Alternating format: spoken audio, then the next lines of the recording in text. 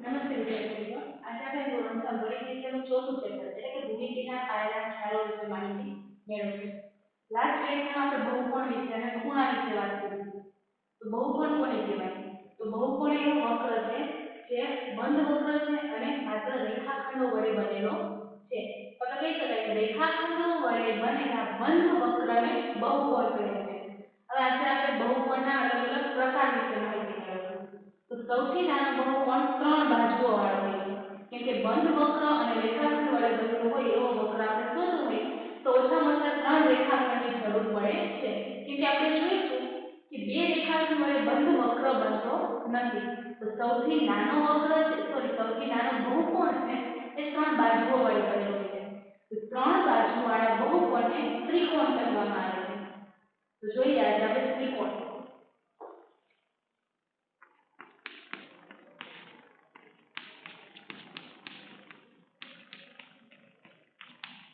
ત્રિકોણ શું છે? ત્રણ બાજુઓ ધરાવતો બહુકોણ છે અને સામાન્ય રીતે જોઈએ તો ત્રિકોણ એ સૌથી નાનો બહુકોણ છે. કેમ કે ત્રિકોણમાં કેટલી બાજુ છે? ત્રણ બાજુઓ ધરાવે છે એટલે કે ત્રણ બાજુવાળો બહુકોણ છે અને સૌથી નાનો બહુકોણ છે. તો ત્રિકોણને આપણે સંધિ છૂટી પાડી તો 3 + કોણ એ રીતે કહી શકાય. ત્રિકોણ એટલે ત્રણ કોણ. ત્રણ ને આપણે શબ્દ અંકમાં આપણે લખીએ તો 3 છે અને કોણ એટલે ખૂણો. જે આપણે ખૂણા વિશે માહિતી મેળવી હતી કે ખૂણાને બીજું કયા નામથી ઓળખવામાં આવે છે? કોણના નામથી ઓળખવામાં આવે છે. તો ત્રિકોણ એટલે ત્રણ ખૂણાઓ. તો આપણે એ રીતે પણ કહી શકીએ કે ત્રણ ખૂણાઓ ધરાવતા બહુકોણને ત્રિકોણ કહે છે અથવા તો ત્રણ બાજુઓ ધરાવતા બહુકોણને ત્રિકોણ કહે છે. ત્રિકોણ તમારે ગયા વર્ષે આવી ગયો છે. આપણે એના વિશે વધુ માહિતી મેળવીએ. તો સૌથી પહેલા ત્રિકોણ કેટલી બાજુઓ વડે બને છે? તો ત્રિકોણ એ ત્રણ બાજુઓ ધરાવતો બહુકોણ છે.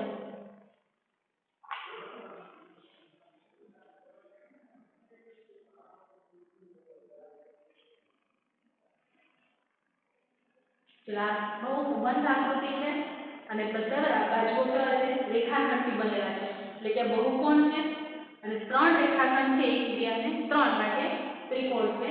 તો કહી શકાય કે ત્રણ બાજુઓ ધરાવતા બહુકોણને ત્રિકોણ કહે છે. ત્રિકોણનું નામ આપે છે A, B અને C. તો આકૃતિ છે ત્રિકોણની છે. તો ત્રિકોણ કયો છે? A, B અને C. ત્રિકોણ આપણે દર્શાવવો છે તો ત્રિકોણ આખો શબ્દ ના લખીએ અને આપણે લખી શકીએ ત્રિકોણ ABC અથવા બીજી રીતે જોઈએ તો આને આપણે ત્રિકોણ ABC પણ લખી શકાય. આજે આપણે ત્રિકોણની નિશાની છે શબ્દની જગ્યાએ ત્રિકોણને સંકેતમાં પણ લખી શકાય. ત્રિકોણ ABC અથવા તો આપણે જેમ રેખાને અલગ અલગ રીતે નામ આપ્યા હતા, ચાર બિંદુઓ ધરાવતી રેખાને આપણે અલગ અલગ રીતે નામ આપ્યા, એ જ રીતે ત્રિકોણ છે આપણે અલગ અલગ રીતે નામ આપી શકાય. હવે A થી શરૂઆત કરી તો ત્રિકોણ ABC અથવા આપણે અત્યારે ABC લખીએ એટલે કે ક્લોકવાઇઝ થશે એટલે કે ઘડિયાળની દિશામાં. આની જગ્યાએ આપણે એન્ટી ક્લોકવાઇઝ એટલે કે ઘડિયાળની વિરુદ્ધ દિશામાં તો કઈ બાજુ આવશે? A થી C તરફ. ત્રિકોણ ACB. હવે એ જ રીતે જો આપણે B બિંદુ છે અહીંયાથી શરૂઆત કરીએ તો પહેલા ઘડિયાળની દિશામાં જઈએ તો ત્રિકોણ BCA. હવે ઘડિયાળની વિરુદ્ધ દિશામાં જઈએ તો ત્રિકોણ DAC. હવે C બિંદુથી શરૂઆત કરીએ તો પહેલા ઘડિયાળની દિશા ત્રિકોણ CAB અને લાસ્ટ ઘડિયાળની વિરુદ્ધ દિશામાં જઈએ તો ત્રિકોણ CBA. તો આ જે ત્રિકોણ છે એને આપણે અલગ અલગ 6 રીતે નામ આપી શકીએ. આ કોઈ પણ નામ હોય તો ત્રિકોણ આપણને આનો આ જ મળશે. તો ત્રિકોણ છે એને આપણે 6 રીતે દર્શાવી શકાય, 6 રીતે નામ આપી શકાય. એક તો ઘડિયાળની દિશા અથવા ઘડિયાળની વિરુદ્ધ દિશામાં. ત્રિકોણને 3 બાજુઓ છે અને 3 ખૂણા છે. હવે જેમ આપણે બહુકોણ જોયું તો એ કોઈ પણ સમતલને 3 ભાગમાં વિભાજિત કરતો હતો. એ જ રીતે ત્રિકોણ છે સમતલને 3 ભાગમાં વહેંચે છે. તો પહેલો ભાગ કયો થશે? ત્રિકોણના અંદરનો ભાગ કે જેટલો એરિયો શું છે ત્રિકોણની અંદર છે એ શું થશે? ત્રિકોણના અંદરનો ભાગ. પછી જે બહારનો ભાગ બાકી રહે છે શું થશે? ત્રિકોણની બહારનો ભાગ. અને ત્રીજો ભાગ છે ત્રિકોણ પરનો ભાગ એટલે કે ત્રિકોણની ઉપરનો ભાગ જે ત્રણ રેખાખંડથી બનેલો છે. ત્રિકોણની સમતલને ત્રણ ભાગમાં વહેંચેલ છે. એક સાથે ત્રિકોણની અંદરનો ભાગ, ત્રિકોણની બહારનો ભાગ અને ત્રિકોણ પરનો ભાગ. હવે ત્રિકોણ ઉપર જે ભાગ છે ત્રણ રેખાખંડના છે. આ ઉપરાંત જ્યાં શિરોબિંદુ છે, શિરોબિંદુ કોને કહેવાય વાત આપણે થઈ હતી કે જે બે રેખાખંડ જે બિંદુએ ભેગા થાય તે રેખાખંડને શું કહીએ આપણે શિરોબિંદુ તરીકે ઓળખીએ છીએ સામાન્ય રીતે. તો ત્રિકોણને કુલ કેટલા ત્રણ શિરોબિંદુ છે. તો ત્રિકોણના શિરોબિંદુ છે એ શિરોબિંદુ કઈ જગ્યાએ આવેલા છે? તો ત્રિકોણના શિરોબિંદુ ત્રિકોણ પરના બિંદુ તરીકે ઓળખવામાં આવે છે. કે જે ત્રિકોણની ઉપર આવેલા છે એટલા માટે શિરોબિંદુ એ ત્રિકોણની અંદરના ભાગમાં કે બહારના ભાગના બિંદુ નથી, ત્રિકોણ ઉપરના બિંદુઓ છે. ફરીથી જોઈએ તો ત્રિકોણ એ સૌથી નાનો બહુકોણ છે જે ત્રણ બાજુઓ વડે બનેલો છે. ત્રિકોણને ત્રણ ખૂણા હોય છે. ખૂણા જોઈએ તો કયો થશે? ખૂણો A, ખૂણો B અને ખૂણો C. ત્રણ ખૂણા છે, ત્રણ બાજુ છે. ત્રિકોણને અલગ અલગ 6 રીતે લખી શકાય છે. ત્રિકોણે સમતલને ત્રણ ભાગમાં વિભાજિત કરે છે. ક્યાં ક્યાં ત્રણ ભાગ? તો ત્રિકોણની અંદરનો ભાગ, ત્રિકોણની બહારનો ભાગ અને ત્રિકોણ પરનો ભાગ. તો કોઈ પણ બિંદુ P લઈએ આપણે, તો આપણે P બિંદુ લીધું. તો P બિંદુ છે એ કયા ભાગમાં આવશે? તો ત્રિકોણની અંદરના ભાગમાં. પછી એ જ રીતે કોઈ બિંદુ અહીં આપણે Q લઈએ તો Q બિંદુ એ ત્રિકોણની બહારના ભાગનું બિંદુ છે. અહીંયા કોઈ પણ બિંદુ આપણે D લઈએ તો D બિંદુ એ ત્રિકોણ પરનું બિંદુ થશે. નેક્સ્ટ જોઈએ આપણે. નેક્સ્ટ ક્વેશ્ચનમાં આપણને આપ્યું છે બે ત્રિકોણ આપ્યા છે. અથવા તો કહી શકાય એક ત્રિકોણ આપ્યું છે અને ત્રિકોણ A બિંદુમાંથી સામેની બાજુ પર કોઈ બિંદુ આપેલું છે. આ ત્રિકોણના અલગ અલગ ભાગો વિશે આપણે ચર્ચા કરવાની છે. પહેલા જોઈએ તો આપેલ ત્રિકોણ છે એમાં કુલ કેટલી બાજુઓ છે અથવા તો કુલ કેટલા ત્રિકોણ વિશે ચર્ચા કરીએ. ચલો, તો આપેલ ત્રિકોણમાં કુલ કેટલા ત્રિકોણ છે? તો આપણે જોઈએ પહેલો કયો હશે ત્રિકોણ? મેઇન ત્રિકોણ છે ત્રિકોણ ABC. ચલો, ત્રિકોણ ABC એમાં શું કર્યું આપણે? AB બાજુ છે એ ઉલટતા નથી એટલે ત્રિકોણ ABC. હવે આ બાજુનું C બિંદુ કાઢી નાખીએ તો ત્રિકોણ કયો મળશે આપણને? આટલો મળશે ત્રિકોણ. તે ત્રિકોણનું નામ કઈ રીતે થશે? ત્રિકોણ A, B અને D. અથવા તો 6 રીતે આપણે ત્રિકોણ લખીએ છીએ એમાંથી કોઈ પણ રીતે નામ આપી શકાય. તો ત્રિકોણ A, B, D. એ જ રીતે જો આ બાજુનું B બિંદુ આપણે ગણી લઈએ તો ત્રિકોણ કયો મળશે આપણને? ત્રિકોણ A, C અને D. ત્રિકોણ A, C, D. તો આપણને આકૃતિમાં ટોટલ 3 ત્રિકોણ આપેલા છે. એક છે મેઇન ત્રિકોણ જેમાં આપણે D બિંદુ ગણતા નથી તો ત્રિકોણ A, B, C. પછી C બિંદુ ના ગણીએ તો ત્રિકોણ A, B, D અને B બિંદુ ના ગણીએ તો ત્રિકોણ A, C, D. નેક્સ્ટ જોઈએ તો આપેલ ત્રિકોણમાં કુલ કેટલા રેખાખંડ આપેલા છે? આ શું કર્યું? કુલ ત્રિકોણ. હવે નેક્સ્ટ જોઈએ આપણે રેખાખંડ. તો કુલ કેટલા રેખાખંડ છે? શરૂઆત કરીએ AB રેખાખંડ,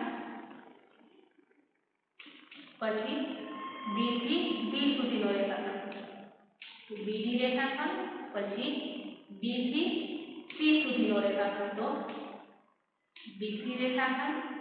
હવે A થી C સુધીનો રેખાખંડ કયો થશે? AC રેખાખંડ. પછી A થી D સુધીનો એટલે AD રેખાખંડ અને લાસ્ટ B થી C સુધી અથવા તો C થી D સુધીનો એટલે CD રેખાખંડ અથવા તો આપણે BC રેખાખંડ પણ લખી શકીએ. ફરીથી જોઈએ તો આપણે ત્રિકોણમાં આવેલા કુલ રેખાખંડ લખવાના છે. તો સૌથી પહેલો રેખાખંડ કયો થશે? AB રેખાખંડ. પછી B થી D સુધી એટલે BD રેખાખંડ, B થી C સુધી એટલે BC રેખાખંડ. પછી આપણે A બિંદુથી જોઈએ તો AC રેખાખંડ, A થી D સુધી એટલે AD રેખાખંડ અને C થી D અથવા D થી C એટલે BC રેખાખંડ. આપણે રેખાખંડ અને ત્રિકોણ વિશે ચર્ચા કરી. હવે નેક્સ્ટ આપણે જોઈએ તો A બિંદુ છે એ કયા કયા ત્રિકોણમાં આવે છે? સામાન્ય રીતે જોઈએ તો A બિંદુ કયા કયા ત્રિકોણમાં આવે છે? તો આપણે A બિંદુ પહેલા આખો ખૂણો લઈએ આપણે અહીંથી આટલો સુધીનો લઈએ તો કયો કયો આવશે? ત્રિકોણ A B અને C આખા ત્રિકોણમાં આવશે. પછી નેક્સ્ટ A B D અને A C D એટલે કે આપણે સામાન્ય રીતે જે ત્રિકોણના નામ આપ્યા છે એમાં જે ત્રિકોણના નામમાં A બિંદુ આવતો હોય એ આપણે જોવાનું છે. તો A બિંદુ એ ત્રણેય ત્રિકોણમાં આવે છે, તો A બિંદુ એ ત્રણેય ત્રિકોણમાં આવે છે. નેક્સ્ટ જોઈએ તો C બિંદુ. આ ખૂણો C આપેલો છે કે આ ત્રિકોણમાં આવે છે. તો પહેલો ત્રિકોણ કયો થશે? ત્રિકોણ A B C એમાં C બિંદુ આવે છે. બીજો A C અને D આ ત્રિકોણ છે એમાં C બિંદુ આવે છે એટલે કે C ખૂણો આવે છે. હવે નેક્સ્ટ આપણને ત્રિકોણ આપ્યો છે A B અને D. તો ત્રિકોણ A B D માં C બિંદુ આવતું નથી એટલે કે C બિંદુ પાસે જે ખૂણો છે એ આવતો નથી. તો C બિંદુ માત્ર બે ત્રિકોણમાં આવે છે.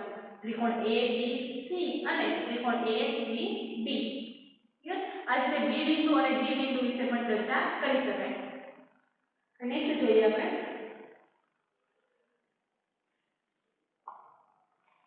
તો અત્યારે આપણે વાત કરી કે ત્રિકોણ. તો ત્રિકોણ ફરીથી જોઈએ તો ત્રિકોણ એ ત્રણ બાજુઓ ધરાવતો બહુકોણ છે. ત્રિકોણ એ સૌથી નાનો બહુકોણ છે. ત્રણ બાજુઓ ધરાવતો બહુકોણ છે એટલે ત્રિકોણની કુલ બાજુઓ કેટલી છે? 3. તો ત્રિકોણને ત્રણ બાજુ અને ત્રણ ખૂણાઓ છે. પછી આપણે લાસ્ટ લેક્ચરમાં ચર્ચા કરી વિકર્ણ વિશે કે પાંચ પાસેના શિરોબિંદુ ન હોય તેવા શિરોબિંદુને જોડવાથી જે રેખાખંડ મળે છે તેને વિકર્ણ કહે છે. તો ત્રિકોણમાં તો એક પણ વિકર્ણ મળશે નહીં કેમ કે ત્રિકોણમાં ત્રણ બાજુ છે અને બધા શિરોબિંદુ કેવા છે? પાંચ પાસેના શિરોબિંદુ એટલે કે ત્રિકોણમાં એક પણ વિકર્ણ હોતો નથી. આ ડી બિંદુ છે એ આપણે જોયું છે એક રેખાખંડ એ વિકર્ણ નહીં થાય કેમ કે આપણે શિરોબિંદુઓને જોડવાના છે, કોઈ પણ બિંદુને જોડવાના નથી. તો ત્રિકોણના ત્રણ શિરોબિંદુ છે બિંદુ A B અને C એ તો પરસ્પર એકબીજા સાથે જોડાયેલા છે માટે ત્રિકોણને એક પણ વિકર્ણ હોતા નથી. નેક્સ્ટ આપણે જોઈએ ચતુષ્કોણ.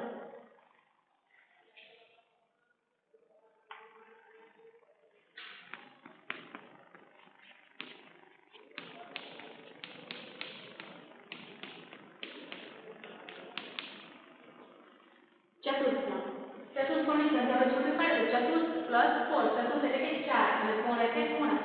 તો જે બહુકોણને 4 ખૂણા હોય તેને શું કહેવાય? ચતુષ્કોણ. અથવા તો 4 ખૂણા છે તો સામે બાજુઓ કેટલી હશે? 4 બાજુઓ.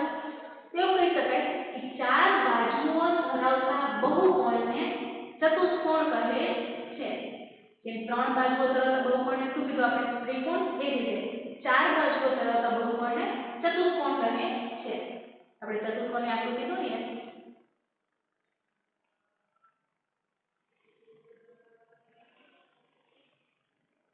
કેવા ચતુષ્કોણ છે? એવું ફરજિયાત નથી કે ચતુષ્કોણ એટલે ચોરસ અથવા લંબચોરસની જ આકૃતિ દોરવી. ચોરસ અથવા લંબચોરસ એ ચતુષ્કોણના પ્રકાર છે. એ બધા ચતુષ્કોણમાં સમાવેશ થાય છે કેમ કે ચોરસને 4 બાજુ હોય છે, લંબચોરસને પણ 4 બાજુ હોય છે. આ ઉપરાંત ઘણા બધા ચતુષ્કોણ દોરી શકીએ. આ એક ચતુષ્કોણ છે કે જેને 4 બાજુ વાળી બંધ બહુકોણ હોય ને શું કહે છે આપણે? ચતુષ્કોણ. તો આકૃતિ છે એમાં 4 બાજુઓ છે અને બંધ આકૃતિ છે અને ચારે બાજુઓ રેખાખંડથી બનેલી છે. એટલા માટે આ પણ શું છે? એક પ્રકારનું ચતુષ્કોણ છે. તો ચતુષ્કોણ છે તો ચતુષ્કોણને 4 બાજુઓ હોય છે. ચતુષ્કોણને 4 બાજુઓ છે એટલે બધી બે બાજુ કઈ છે? શિરોબિંદુ મળશે તો 4 શિરોબિંદુ મળશે.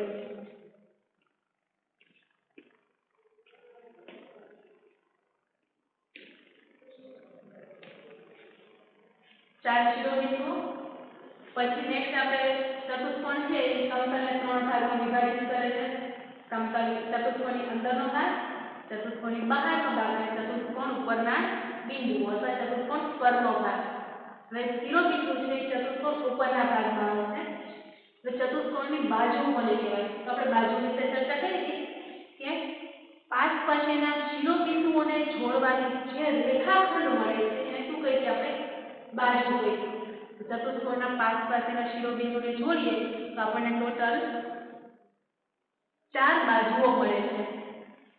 A અને B ને જોડીએ તો AB રેખાખંડ, B અને C ને જોડીએ તો BC રેખાખંડ, C અને D ને જોડીએ તો CD રેખાખંડ અને D અને E ને જોડીએ તો AD રેખાખંડ અથવા DA રેખાખંડ. હવે પાંચ પાસેની બાજુઓની ચર્ચા કરીએ. पास पासेनी बाजुओ कोने कहेवाय? क्रमिक बाजुओ होय એને पास पासेनी बाजुओ कहेवाय। અહીં આપણે જોઈએ AB એની પાસે કઈ આપેલું છે BC રેખાખંડ। આપણે પાસ પાસેની બાજુઓ જોઈએ।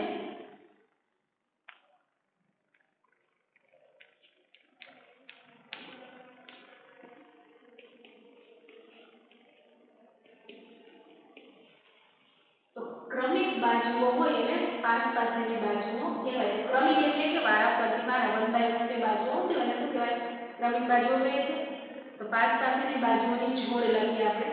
જ્યારે જોડ લખી ત્યારે બે બાજુઓ આવે એટલે કે જોડ એટલે શું થશે? પેર। તો પેરમાં હંમેશા બે બાજુઓ હોય છે। તો AB રેખાખંડ અને BC રેખાખંડ।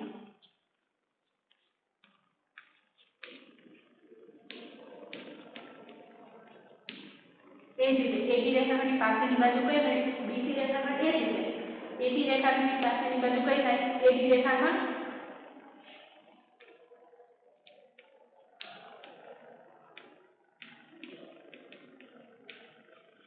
AB રેખાખંડની પાસેની બાજુ કઈ થાય? બે બાજુ થશે એક AB અને AB ની પાસેની BC રેખાખંડ અને AD રેખાખંડ। એ જ રીતે BC રેખાખંડ લઈ એની પાસેની બાજુઓ જોઈએ।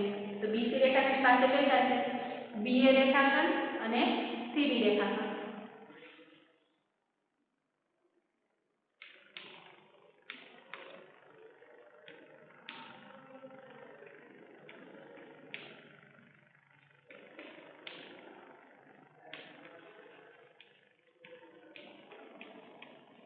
એ જ રીતે CD રેખાખંડ જોઈએ। તો CD રેખાખંડની પાસેની બાજુ કઈ થશે? CB રેખાખંડ અને AD રેખાખંડ।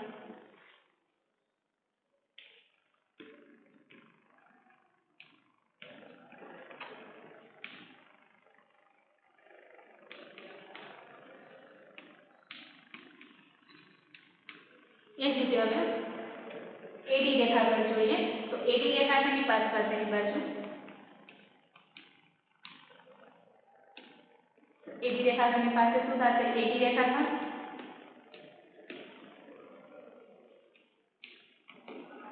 અને AD રેખાખંડ અને CD રેખાખંડ। ટોટલ આટલી આપણને પાસ પાસેની બાજુઓ મળે છે। હવે આપણે જોઈએ કે કઈ કઈ બાજુઓ રિપીટ થાય છે એટલે કે ફરીથી આવે છે। તો આપણે પહેલેથી જોઈએ તો AB રેખાખંડ અને BC રેખાખંડ। તો એક જોડ મળી AB રેખાખંડ અને BC રેખાખંડ। હવે અહીંયા જોઈએ તો AB રેખાખંડ અને BC રેખાખંડ। તો આ પાસ પાસેની બાજુઓ આવશે નહીં કેમ કે એક વખત રિપીટ થઈ ગઈ છે। નેક્સ્ટ જોઈએ AB રેખાખંડ અને AD રેખાખંડ। તો AB રેખાખંડ અને AD રેખાખંડ બે વાર બાજુ આવી એટલે રિપીટ થાય છે। નેક્સ્ટ BC રેખાખંડ અને CD રેખાખંડ। તો BC રેખાખંડ અને CD રેખાખંડ। નેક્સ્ટ CD રેખાખંડ અને AD રેખાખંડ। તો અહીંયા પણ એ જ આવશે। તો કુલ આપણને બાજુઓ કેટલી મળી? પાસ પાસેની 8 બાજુઓની જોડ 8 મળી। હવે આપણે સામાન્ય રીતે જોઈએ કે દરેક ચતુષ્કોણમાં પાસ પાસેની બાજુઓની કેટલી જોડ મળે છે?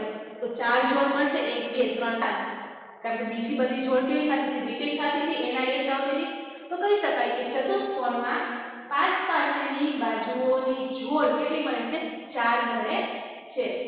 નેક્સ્ટ પાસ પાસેની એટલે હવે આપણે સામસામેની બાજુઓ જોઈએ। તો આમ આપણે જોઈએ પાસ પાસેની બાજુ તો પાસ પાસેની બાજુઓની જોડમાં એક બિંદુ સામાન્ય હોય છે।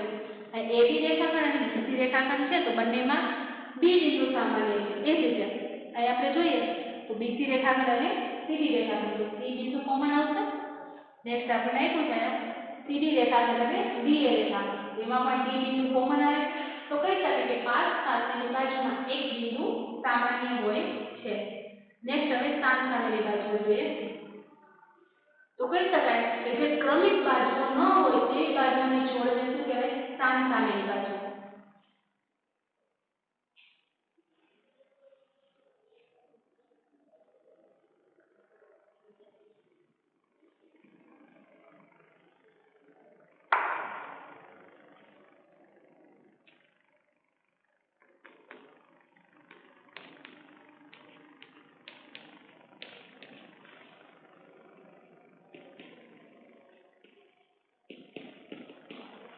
સામસામેની બાજુ તો કહી શકાય કે ક્રમિક બાજુઓ ન હોય તે બાજુઓને સામસામેની બાજુઓ કહે છે।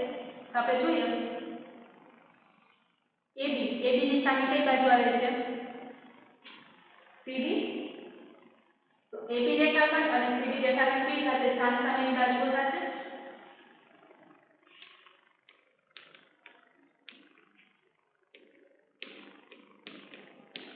એ જ રીતે આપણે અહીંયા BC રેખાખંડ લઈએ એની સામેની બાજુ કઈ થશે AD રેખાખંડ તો BC રેખાખંડ અને AD રેખાખંડ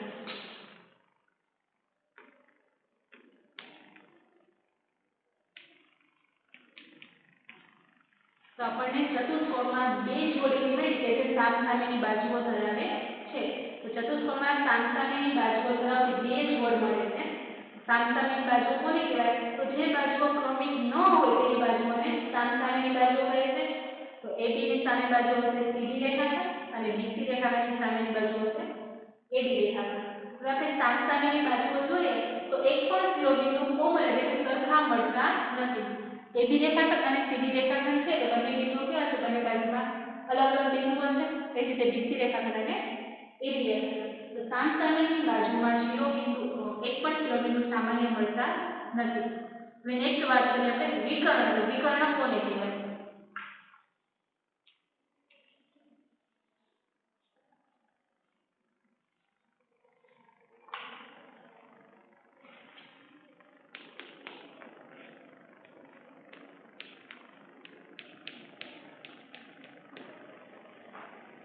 વિકર્ણ તો હવે આપણે પાસ પાસેના શિરોબિંદુને જોઈએ ત્યારે શું મળશે આપણને બાજુ મળતી હતી તો પાસ પાસે ન હોય એવા કયા શિરોબિંદુ હોય સામસામેના તો સામસામે ચતુષ્કોણ માટે સ્પેશિયલ જોઈએ તો કહી શકાય કે સામસામેના શિરોબિંદુને જોડવાથી મળતા જે રેખાખંડ છે એને વિકર્ણ કહે છે અથવા તો એ રીતે પણ કહી શકાય કે પાસ પાસે ન હોય તેવા શિરોબિંદુને જોડવાથી મળતા રેખાખંડને વિકર્ણ કહે છે ભાઈ A B બિંદુ કેવા છે પાસ પાસે રહેલું છે અને A અને C બિંદુ જે પાસ પાસે ન હોય એટલે સામસામેના બિંદુઓ કહી શકાય તેવા બિંદુઓને જોડતા જે રેખાખંડ મળે છે તેને વિકર્ણ કહે છે તો A અને C કેવા છે પાસ પાસે ન હોય તેવા બિંદુઓ છે તો A અને C બિંદુને જોડવાથી જે રેખાખંડ બન્યો એટલે કે AC રેખાખંડ તો AC રેખાખંડને વિકર્ણ કહે છે એ જ રીતે B અને D બિંદુ તો B અને D બિંદુ પણ પાસ પાસેના બિંદુઓ નથી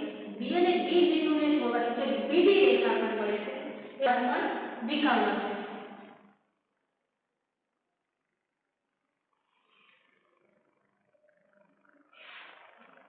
તો AC રેખાખંડ અને BD રેખાખંડ તો ચતુષ્કોણમાં કુલ બે વિકર્ણો હોય છે આપણે ચતુષ્કોણ ABCD ની વાત કરીએ તો ચતુષ્કોણ ABCD ના બે વિકર્ણ ક્યાં થશે AC રેખાખંડ અને BD રેખાખંડ હવે ચતુષ્કોણને કઈ રીતે નામ આપીએ તો આપણે લાસ્ટ લેક્ચરમાં શીખી ગયા કે ચતુષ્કોણને અલગ અલગ કઈ રીતે નામ આપી શકાય ચતુષ્કોણના નામ આપો હોય તો સામાન્ય રીતે ક્લોકવાઇઝ અથવા તો એન્ટી ક્લોકવાઇઝ એટલે કે ઘડિયાળની દિશામાં અથવા ઘડિયાળની વિરુદ્ધ દિશામાં નામ આપવાના રહેશે આજે આપણે ચતુષ્કોણ અને ત્રિકોણ વિશે માહિતી મેળવી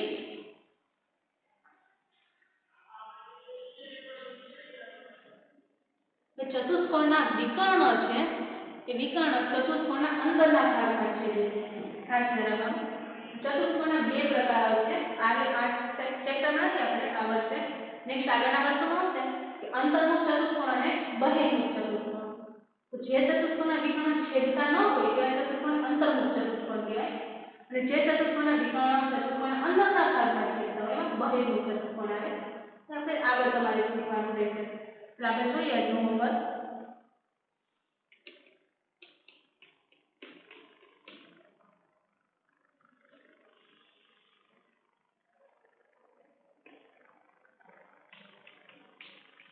સ્વાધ્યાય 4.4 અને 4.5 સ્વાધ્યાય પોથીમાં